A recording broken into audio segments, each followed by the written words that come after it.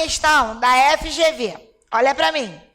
A FGV disse que o português era muito inteligente. Aquelas questões da FGV desse tamanho, ó. Português era muito inteligente. Morava no Brasil há muito tempo.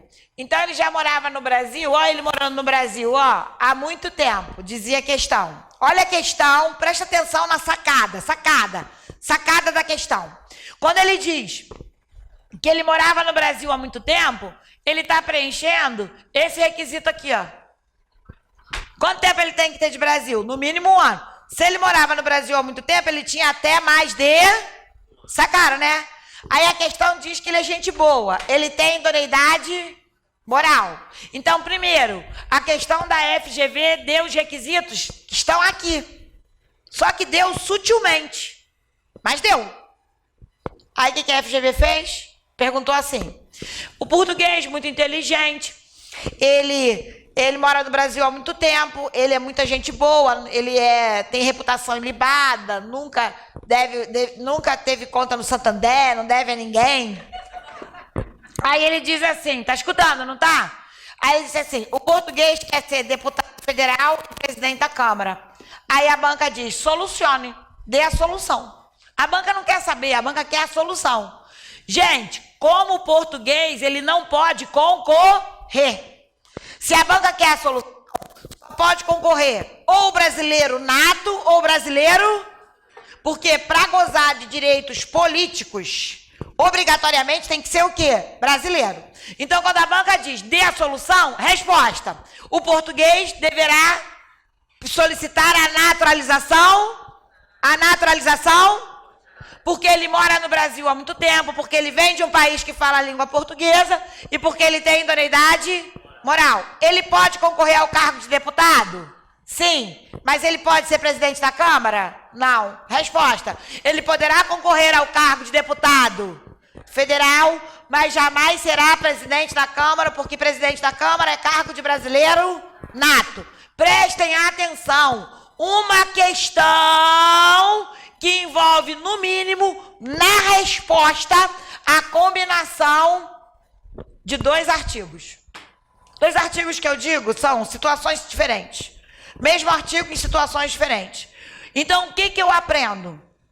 Eu aprendo que tanto a FGV quanto a CESP, elas têm na resposta, muitas vezes, 2 incisos, 2 artigos. Então, existe um casamento de artigos nas respostas. E eu preciso aprender a andar na Constituição.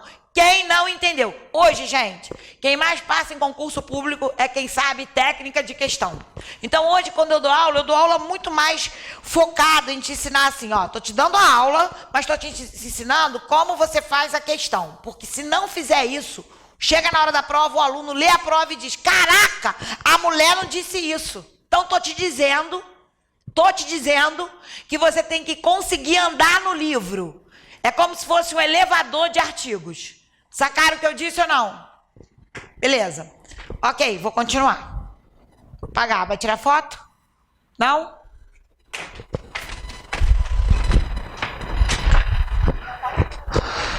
Não, vou só apagar aqui.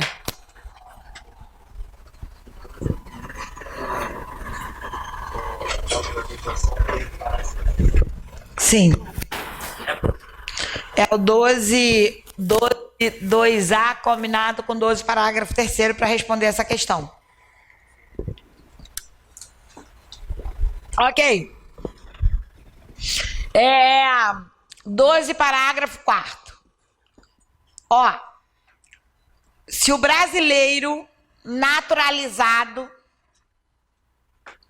comete ato nocivo, o texto diz que ele perderá a nacionalidade brasileira. Perderá pelo Poder Judiciário. Então, eu, se estou assistindo essa aula, eu pergunto, professora, primeiro, o que é ato nocivo? Não tenha vergonha de perguntar, pergunte mesmo. Porque depois que você entender, você não carrega a dúvida. Professora, o que é ato nocivo? O Brasil não definiu, então também não posso definir. Então, tudo que está na Constituição e o Brasil não definiu, quem decide é o Supremo. Toda vez que o naturalizado comete uma droga muito grande e, tipo um traficante profissional, Aí isso chega ao Supremo e o Supremo diz, olha, eu considero que o tráfico é ato nocivo, então ele vai perder a nacionalidade brasileira. Entenderam o que eu disse? Mas, professora, se ele perder a nacionalidade brasileira, que nacionalidade ele vai ter? Bom, no Brasil, nenhuma. Se ele tem outra, é problema dele. Sacaram o que eu disse ou não? Para o Brasil, ele passa a ser o quê? Apátrida, sem pátria. Porque brasileiro mais ele não é. Mas pode ser que ele tenha outra nacionalidade, tipo italiana, mas aí é problema dele. Porque ele perdeu a brasileira. Todo mundo comigo nessa análise? Isso tem caído em concurso. Ok. Eu vou aproveitar para falar sobre um instituto chamado extradição. Eu acho muito importante falar que esse instituto não tem nada a ver com nacionalidade, mas são perguntas que têm conexão na prova. Professora, o que é extradição? No direito internacional, nós temos 3 institutos que são extradição, deportar e expulsar. Preste atenção que eu só vou explicar, porque isso tudo a CESP bota. Deportar é devolver o ilegal a seu país. Eu sempre falo daquele programa do aeroporto, que eu adoro. Quem vê sabe o que eu estou falando. Os caras param no aeroporto, a Polícia Federal é incrível, cara, aquilo é incrível, porque assim, a Polícia Federal olha pro cara que eu nunca ia olhar. A Polícia Federal olha e diz, leva ele para lá para dentro. Aí, quando leva, cara, o cara nem parece ladrão, parece gente boa. A Polícia Federal vasculha e acha droga. Dali mesmo, ele nem procede. Né? Por exemplo, quando tá com a documentação errada, devolve imediatamente. Ele fala assim, você vai pegar o próximo avião pro seu país. Então, quem vê o programa do aeroporto, você vê direto deportação. Pô, hoje em dia esses programas ajudam muito a aprender direito, né? Aí, o que é expulsar? É quem comete crime contra a ordem política de um país. São esses grupos que existem contra a ordem organizada de um país. Então, você tem a deportação, a expulsão. Isso aqui, a CESP diz. Olha a CESP. Olha, CESP, a extradição, a deportação e a expulsão são previstas na Constituição. Mentira! Mentira! A Constituição só prevê a extradição. A deportação e a expulsão estão no Estatuto do Estrangeiro. A CESP afirma que estão na Constituição. Pô, o aluno que não sabe fica na dúvida. Não estão. Ok. E o que é extraditar? É quando o cara comete um ato ilícito. O Estatuto do Estrangeiro é a Lei 13.445 de 2017. É quando o cara comete um ato ilícito. Então, olha para mim. Extradição é quando o cara comete crime. Pronto. Ato ilícito. Então, o artigo 5º, 51 diz... Já vou aproveitar para entrar com isso, porque essa questão cai com conexão.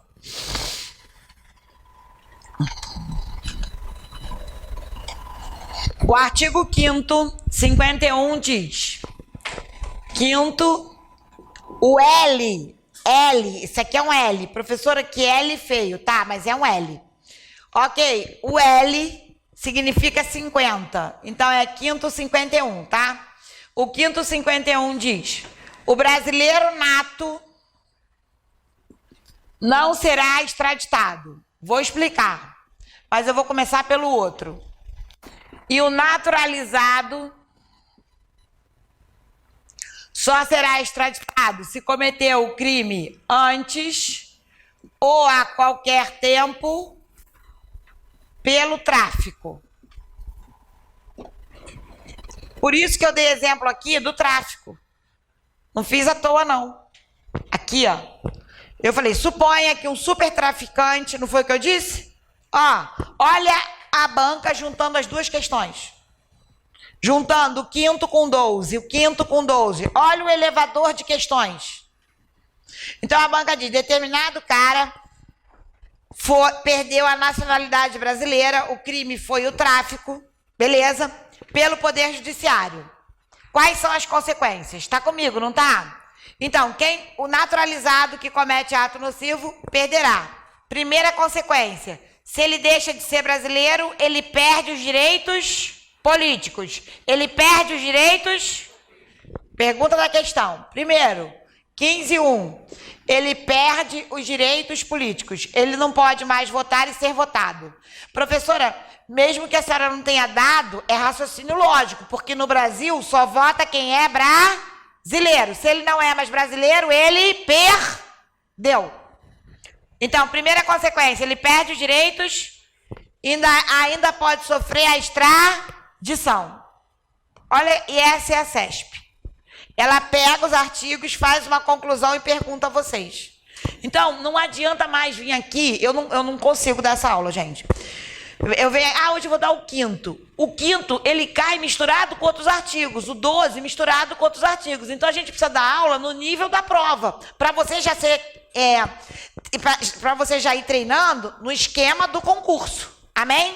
Beleza. Então, o naturalizado só é extraditado se cometeu o crime antes ou há tempo pelo tráfico. E o brasileiro nato? Como é isso? O brasileiro nato vai lá na França, comete um crime e volta. Se ele volta e é brasileiro nato, ele não será extraditado. Amém? Até aqui? Tranquilo?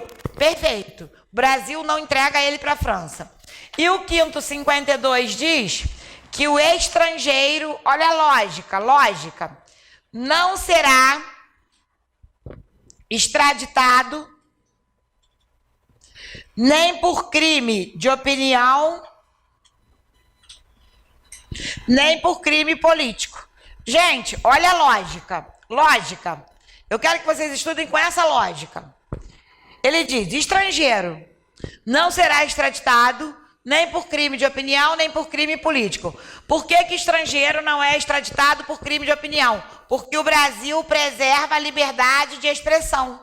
Você fala o que você quiser, não é verdade? Sim ou não?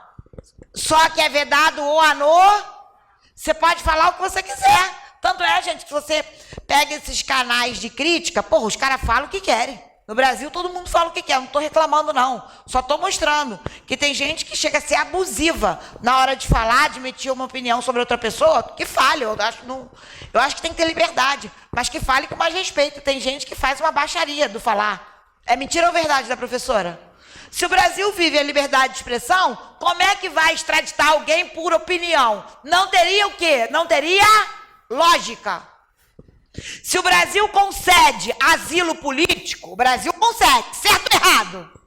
Como é que o Brasil vai extraditar por crime político? Entenderam? Então, gente, tudo tem uma lógica. Estrangeiro não é extraditado nem por crime de opinião, nem por crime político, porque o Brasil vive a liberdade de expressão e concede asilo político. E o brasileiro nato não será extraditado. E o naturalizado será extraditado só se cometeu o crime antes ou a qualquer tempo pelo tráfico. Lembrando que eu tenho o elevador das questões. Dúvida? Eu quero que vocês façam questões das aulas que a gente teve hoje. Hoje não. Hoje eu quero que vocês durmam, porque senão você não aguenta assistir aula amanhã. Esquece. Aí no final, na semana, vocês se organizam para pegar questões desses tópicos, vocês vão ver. A professora tem razão. Entendeu? Se estudar dessa forma, vai embora. Vocês vão gabaritar a Constitucional, eu garanto. Agora eu quero falar sobre o 12, parágrafo 4º. Esse é o 1. Agora eu vou falar sobre o 2. Eu sei que tem gente copiando e tirando foto. Eu posso apagar esse lado? Só esse. Artigo 5º, artigo 12, parágrafo 4º, 2. A e B. A. A dupla nacionalidade. Gente, a dupla nacionalidade, todo mundo sabe o que é. É um brasileiro que tem outra nacionalidade. Mas olha só, pela aula que eu já dei para vocês, vocês são sobrenaturais. Pela aula que eu já dei para vocês, se o cara tem outra nacionalidade, é porque ele é brasileiro pelo critério jus soli. E o avô dele é português. Ele é português pelo critério jus sanguíneos. Então, qual é a conclusão que eu chego? Sem decorar. Quem dá a dupla não é o Brasil. Gente, o Brasil não dá nada para ninguém. Quem dá a dupla é lei estrangeira. França, Portugal. E aí ele vai dar pelo critério jus sanguíneos. Então, é alguém que tem vó francês, pai francês, português, entenderam? E vai pedir outra nacionalidade. nacionalidade.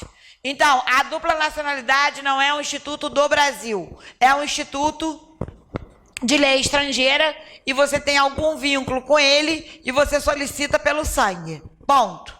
Beleza. Agora, letra B. Você quando vai trabalhar legalmente em outro país, você vai criar nesse país a possibilidade de exercer direitos civis. Então, por exemplo,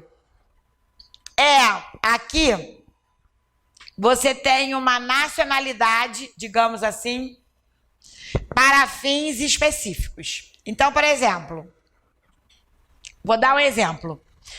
Você trabalha na Petrobras, isso acontece com quem trabalha na Petrobras pra caramba.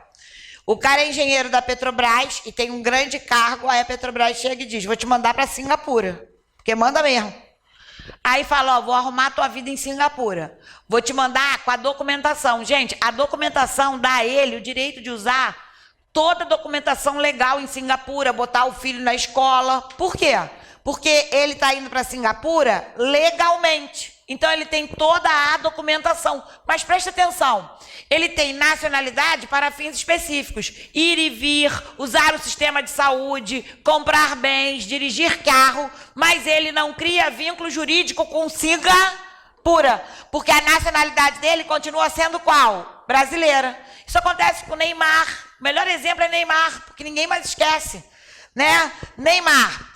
Trabalha na Europa, tem toda essa documentação na Europa, mas qual é a nacionalidade de Neymar? Brasileiro, porque ele joga na seleção brasileira. Entenderam o que eu disse? Ok, prof, daí? Agora, preste atenção, nesse caso que eu expliquei, o cara, porque eu tô falando de questão da CESP, agora eu vou chegar onde eu quero. O cara tem essa nacionalidade para ele trabalhar legalmente em outro país. O que acontece? Tem uma questão nova da CESP que diz assim, determinado jogador de futebol foi jogar na Croácia. Chegando lá, a Croácia obrigou, então a palavra mágica é obrigar. Obrigou ele a solicitar a nacionalidade da Croácia para poder continuar trabalhando lá. E ele solicitou. O que vai acontecer quando ele voltar para o Brasil? O texto do 12, parágrafo 4º, 2b, diz que quando o cara é obrigado, tá ouvindo? Ele foi o quê? Obrigado. O artigo 76 do Estatuto do Estrangeiro explica isso muito bem. Nessas situações, ele chega no Brasil, recusa a nacionalidade da Croácia e volta a ter a nacionalidade brasileira porque ele não pediu voluntariamente, ele teve que pedir involuntariamente. Essa é a palavra mágica. Quando você está em outro país e involuntariamente solicita outra nacionalidade, quando você volta para o Brasil, você recusa a estrangeira e continua com a agora, até aqui, amém, não tá? Então, nesse caso, ele foi obrigado. Agora eu vou dar outra aula. A banca diz, determinado aqui foi involuntário. Certo, turma? Ok? Então, essa é a palavra mágica. Eu estou falando da CESP. Agora, a banca diz, determinado brasileiro voluntariamente solicita outra nacionalidade. Se ele solicita outra nacionalidade voluntariamente, foi porque ele... Resposta, perde a brasileira. Aí a banca diz, ele se arrependeu. Teoria do dane-se. É irrenunciável, hein? Irrenunciável. É uma decisão tão séria que é irrenunciável. Se eu voluntariamente vou para outro país e digo, eu quero, aconteceu com aquele jogador da Espanha, o Diego. O Diego, que é brasileiro, ele veio, quando teve a Copa do Mundo, ele jogou na seleção da Espanha. Todo mundo falava assim, mas ele é brasileiro. Eu falava, não, ele não é mais brasileiro. Ele voluntariamente optou pela nacionalidade da Espanha, espanhola. Entenderam o que eu disse? Por isso que ele estava jogando na seleção da Espanha. Ele não era mais brasileiro. Todo mundo questionava isso. Então, se voluntariamente você perde a brasileira. E se você se arrepende, você vai voltar a ser brasileiro naturalizado pela naturalização extraordinária. você vai ter que ter mais de 15 anos de Brasil. Então, qual é o segredo do concurso? Ó, segredo. Quando a banca diz que o brasileiro se arrependeu, é só para vocês entenderem. Eu tenho que ter cuidado se ele pediu voluntariamente ou porque se ele pediu involuntariamente, ele volta a ser brasileiro, mas se ele pediu voluntariamente, dançou, ele vai voltar a ser brasileiro natural? Quem não entendeu? Só isso. Pronto. Pode pegar as questões, vocês vão falar, a professora tem razão. Ok, agora a gente vai entrar no quinto. É porque esse assunto eu acho tão fácil e a cabeça de vocês ainda está fresca, eu acho melhor dar logo. Uma coisa é muita informação, outra coisa é ser fácil e ser difícil. Também depois que você começa a fazer questão, cara, você vai embora, você vira uma águia. Por isso que eu digo, não fica só ouvindo o professor não, faz questão. Se errar as 10, peguei 10, errei as 10, dane-se, você já está em outro patamar. Quando acabar as 10, você pode errar as 10, mas seu patamar é outro. E quanto mais você erra, mais você acerta nas próximas. O artigo 5º, ele tem o todos são iguais. Esse todos são iguais é princípio da isonomia, igualdade. Inicialmente, a isonomia era uma isonomia formal dentro dos direitos de primeira geração. Pode deixar que eu vou explicar, eu só estou traduzindo aqui para depois voltar. O que acontece? O artigo 5º, ele é um artigo de primeira geração. De primeira geração. Mas, por que o artigo 5º ele tem uma estrutura de garantir ao cidadão, principalmente, o foco do artigo 5º somos nós. O foco do artigo 5º não é o Estado. O artigo 5º garante várias liberdades, o artigo 5º garante vários direitos. Então, pensa com a professora, garante os remédios constitucionais. Remédio você toma quando você está doente. Estou com gripe, tomo remédio. E o que é o remédio constitucional? Remédio constitucional é quando tiram um direito seu. O artigo 5º diz, cidadão, se o seu direito for retirado, você tem as seguintes ações. Mandado de segurança, habeas corpus, entenderam o que eu disse ou não? Então é um remédio para garantir o exercício do seu direito. Ok, prof, por que você está falando isso? Como surgiu o artigo 5º? Ó, vou voltar lá atrás e continuo aqui. Lembra que eu falei? Veio a Revolução Francesa. Aí as pessoas que estavam no poder, umas morreram, outras ficaram presas, sobe na França o novo poder. Em 1789, acaba a Revolução Francesa, e em 1791 é escrita a Constituição da França, com os direitos civis que estão nesse artigo. Esse artigo é fruto da Revolução Francesa na previsão de direitos. Como assim, professora? Claro que isso é histórico, né? Não surgiu do dia para a noite. Porque a dignidade da pessoa humana, ela é ferida desde que a humanidade foi criada. Mas o que eu quero que você entenda é que em 1791, aquilo tudo foi reunido em um artigo na Constituição da França. São direitos civis, as liberdades que devem ser respeitadas, os direitos que devem ser respeitados e as garantias desses direitos.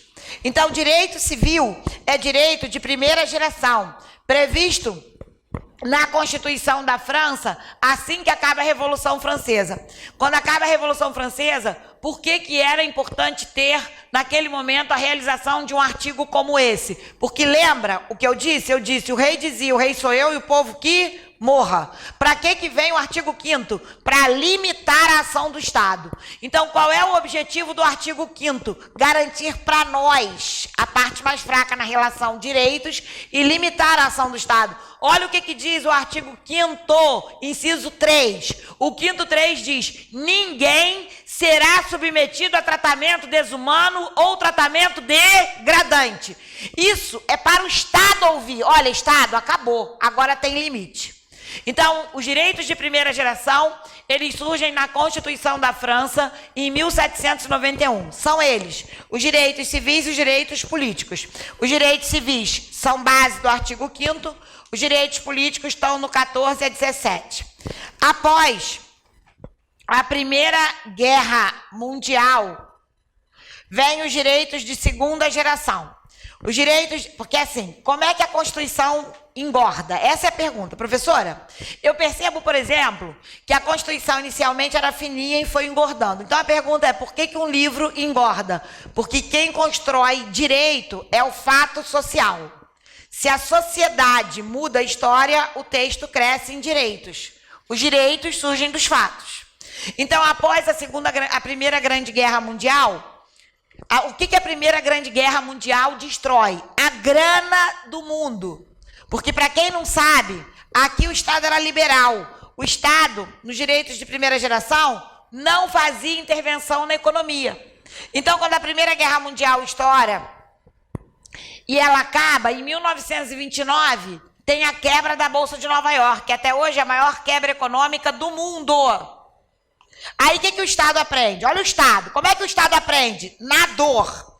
Aí o Estado, que aqui não fazia nenhuma intervenção na economia, passa a fazer intervenção na economia nos direitos de segunda geração. Quais são os direitos de segunda geração quando a Constituição engorda após a Primeira Guerra? Direitos sociais, culturais e econômicos. Sociais, artigo 6º ao 11 e no capítulo da ordem social. Culturais, 215, 216 e econômicos, 170 a 179. Então, você vê, a Constituição foi engordando de acordo com a necessidade. E por que a senhora está explicando isso? Muito simples, meu amor. Assim como a Constituição engordou em direitos, o Estado foi se adaptando na isonomia. Inicialmente, a isonomia era uma isonomia formal. Olha para mim. Enquanto o Estado era liberal e vivia os direitos de primeira geração, o Estado fazia isonomia formal. Depois, na segunda geração, veio a isonomia material, que é a que a gente vive hoje. Qual a diferença entre isonomia formal e isonomia material? Formal é forma de tratamento. Você vai entender o que eu estou dizendo. Material é gerar resultados. Pronto, essa palavra é mágica. Quando o Estado promovia direito civil de primeira geração, o que é você promover isonomia? Olha para mim, você faz isso na sua casa. Depois vocês copiam, presta atenção. Você sempre tem um irmão, um primo, para quem é filho único, complicado ou não complicado. Aí você reúne a família, aí tá lá, três primos, tá comigo, não tá? Aí um primo diz, vou explicar a brincadeira. Aí o primo diz, ó, a brincadeira é assim. Aí esse diz assim, entendi. Aí esse diz assim, não entendi. O que você vai fazer? Tratar diferente de forma diferente. Você vai ter que explicar mais uma vez, certo ou errado? Então, eu trato diferente de forma diferente. Mas qual é o objetivo? No final, os dois terão o mesmo entendimento. A gente faz isso com nossos filhos, com nossos primos. A gente pratica em casa a isonomia formal. A gente trata diferente de forma diferente, mas no fim todos entendem. Conseguiram entender? Então, no direito de primeira geração, era isso que o Estado fazia. O Estado dava liberdade, dava os direitos, tratava diferente de forma diferente e promovia a justiça dessa forma. Mas o Estado de primeira geração não era provedor de resultados. Olha para mim, o que é direito social? Saúde, educação, moradia, lazer. Isso é resultado. O que é isonomia material? Isonomia material é quando o Estado trata diferente de forma diferente, mas promove resultados. Por exemplo, saúde. Olha para mim, saúde. A saúde, que é uma coisa que eu acho que a gente visualiza rápido. Muita gente tem plano de saúde, muita gente não tem. Mas quando você chega no hospital público, o hospital não pergunta, tem plano de saúde? O hospital trata de você, certo ou errado? Hein, turma? Entenderam o que eu disse? Apesar de você ter plano de saúde, ele não pergunta, você tem plano de saúde? Quando você para no hospital público, ele trata você. Ele trata o que tem plano e o que não tem plano. Quando você vai fazer a matrícula do seu filho na creche pública, ele não pergunta, você tem dinheiro para pagar uma creche privada? Eu nunca vi. Ele faz a matrícula do seu filho, certo ou errado? Hein, turma? Não estou certa? Então, como é que o Estado trata? Quem tem condição e quem não tem condição, de forma diferente. De forma diferente, se ele não pergunta, ele não cria vias de controvérsia. Ele trata todo mundo diferente, mas diz, olha, vou promover igualdade, vou promover resultados. Hoje, a escola, a saúde, a educação é para quem? Para todos. Por isso que o texto diz saúde para todos, educação para todos. Só que o provedor, segundo o Supremo, segundo a Constituição, o Estado passa com os direitos sociais, principalmente, a ser provedor de resultados. Gente, isonomia material o Estado trata diferente de forma diferente, mas tem que promover resultados. Dúvidas? Não importa se o cara é rico ou pobre, saúde é para todos, educação é para todos. Entenderam o que eu disse ou não? Hein, turma? Então, tem gente que me pergunta, professora, me dá uma coisa para eu decorar. A diferença entre isonomia formal e material. Formal é forma de tratamento, material é produção de resultados. Nunca mais o aluno esquece. O Estado passou a ser provedor de resultados aqui. Então, hoje, esse artigo 5º não vive mais a isonomia formal. Vive hoje uma isonomia material. Todo mundo comigo? Beleza. Bom, eu já sei, já vi o horário. Só para pelo menos encerrar o caput. O artigo 5º diz, todos, olha que burrice, todos são iguais perante a lei. Brasileiros e estrangeiros residentes. Brasileiros e estrangeiros residentes. Gente, pensa com a professora. Olha que burrice. Um país que vive do turismo não protegeu o turista. Eu tô certa ou não tô? Sim ou não? Sim. Sim ou não? Eu quero que vocês visualizem, senão não adianta. Olha que burrice. Ele diz, olha o que o texto diz. Todos são iguais perante a lei. Olha que burrice. Brasileiros e estrangeiros residentes, quer dizer que os turistas não é protegido, então não vem a Copacabana. Estrangeiros residentes têm direito à vida, têm direito à propriedade, à igualdade, à segurança, à liberdade, ou seja, o turista não tem direito a nada. Toda vez que a Constituição tem um problema de interpretação no texto, olha como é que eu comecei a aula. Eu disse no início, quem é o guardião da Constituição? Quem é? STF. Esse texto está errado ou não está errado? Sim ou não? Sim ou não? Pode dizer que está errado. Como é que o país não protegeu os turistas? Um país que vive do turismo. Aí o professor da faculdade diz, o legislador cochilou. Ele nunca cochilou, ele errou. Aí ele errou, só que isso aí é norma originária, não pode ser mexida. Aí foram ao Supremo e perguntaram, Supremo, como se interpreta, é ele que interpreta, como se interpreta o caput, caput é cabeça, tá? O caput do 5º. Aí o Supremo aplicou mutação, muito bem, mutação constitucional. O que é mutação constitucional? Isso aí. Mutação constitucional é uma técnica de interpretação, interpretar, não altera, só interpreta. Sacaram, não sacaram? É uma técnica de interpretação onde o Supremo interpreta o texto, mas ele não é alterado, porque a Constituição só é alterada por emenda. Então o Supremo disse, no que couber, olha o que ele disse. No que couber, o artigo 5º será aplicado aos estrangeiros não residentes. Então, o artigo 5º hoje se aplica a estrangeiros residentes e não residentes por interpretação do Supremo Tribunal Federal. Ok. Aí eu vou para a prova. Tá comigo? Eu vou para a prova. Eu, Ana. Aí eu chego lá e eu falo, professora, eu ia perguntar isso à professora. Se eu sento aqui no concurso, agora hoje eu pergunto tudo. Também a idade ajuda, né? Hoje eu tô mais abusada, porque a idade vai te ajudando a ficar mais abusada. Quando eu era mais nova, eu era mais tímida, mas agora eu tô abusada. Então, olha a pergunta que eu faria. Professora, e na prova, cai a letra da lei ou cai a interpretação? Essa é a pergunta. Questão. Olha só. Na questão, você vai saber quando a banca quer. Vai saber. Quando a banca quer a letra da lei ou a interpretação. Olha para mim, vou ensinar, ó.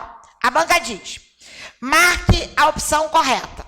Aí você já estudou. Letra A, errada. B, errada. C, errada. Aí a letra D diz, todos são iguais perante a lei. Brasileiros e estrangeiros residentes. tá igual a letra da lei, certo ou errado? Tá igual, não tá? Então, se eu só tenho essa para responder, dane-se. É porque o cara tá usando na questão a letra da lei. Entenderam? Mas quando a banca quer, ela abre. O princípio da isonomia instituído no artigo 5º ampara. Letra A. Somente estrangeiros residentes. Letra B. Letra C. E letra D. O Supremo Tribunal Federal estendeu os mesmos direitos aos estrangeiros não residentes. Qual é a resposta? Letra D. Muito bem.